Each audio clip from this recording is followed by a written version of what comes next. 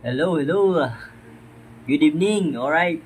So, meron naman tayong update kay Diwata. So, closure, no more. Alright. Hindi na siya ipapa-close. Kumbaga, hinanapan na daw siya ng pwesto uli, no? Ng pamahalaan ng Pasay. Pero hindi lang naman siya. Sa lahat ng mga vendor, no?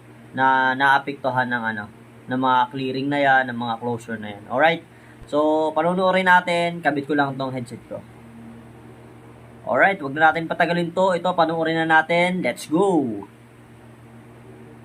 Tuloy na po ang Diwata Paris Overload. Wala nang closure na mangyayari.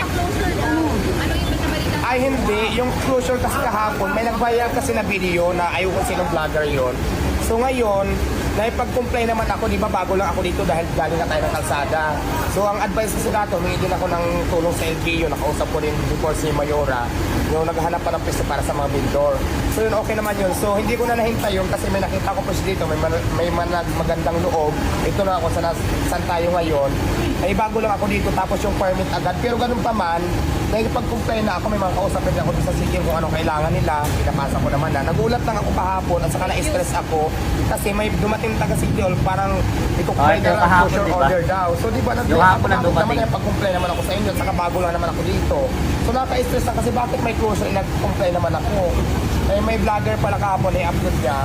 Eh siyempre talaga sumama talaga ng loob ko kasi hindi naman binabaliwala talaga, di ba? Normal naman talaga pag may business permit, mas wala nang problema. Buti na lamang may mga vlogger, no? Pag-complain naman ako. Hindi naman ganun kabilis para makuha ko agad kasi may mga requirements. Eh alam naman nila na bago lang din ako dito. Pero ang bait pa lang talaga ng Mio kasi nung lumapit ako doon, hindi niya Ang alam bait daw ng talaga. mayor ng Pasay, mabait lahat ng daw. ginagawa ng ganyan. So nung lumapit ako sa kanya, hindi niya alam yung may mga ganyan-ganyan na humingi ako ng extend pa na oras para maayos yung permit ko. Pumayag naman siya, binigyan niya ako ng Thomas. Kaya maraming salamat talaga sa yung Mayor. Mayor Imelda Calixto Rubiano. Talagang maraming salamat, napakabait niyo po talaga. Oo. Shout out saka lalo na sa anak mo kay Sir Luigi Calixto Rubiano. Maraming salamat. Isa pa sa mga hinihan ko ng tulong para ma-extend yung business permit natin. Kaya tuloy na po ang Diwata Paris Overload.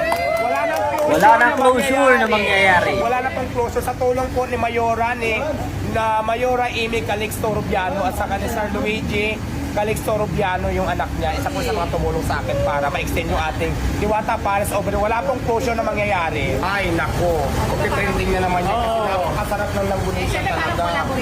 Yes, Sardi, oo. Kaya maganda yan. Alright, so yun lang.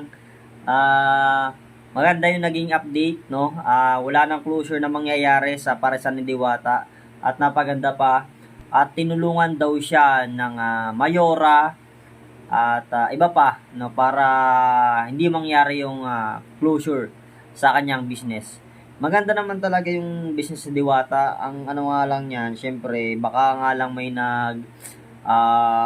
sulsol, no? Kasi nga, napakadami kasi talagang pumipila, ang haba ng kasi, ang sulit talaga ng pagkain niya kasi unli sabaw na, unli rice, may libreng soft drinks, at maraming pamimilian, alright? So, yun lang po. Salamat sa panonood.